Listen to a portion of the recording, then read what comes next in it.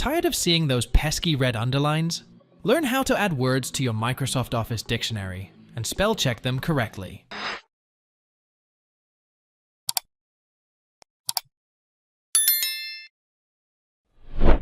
Open a document where you encounter a word marked with a red squiggly line, indicating a spelling error.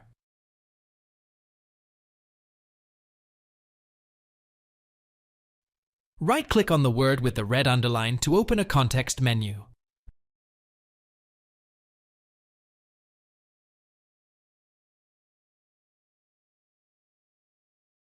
From the options, select Add to Dictionary to prevent the word from being flagged as incorrect in the future.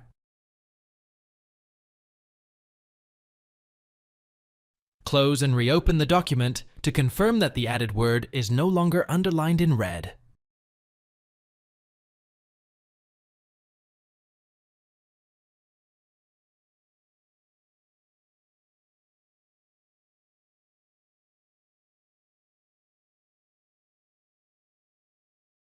Thanks for watching. If it helps, make sure to hit like and subscribe.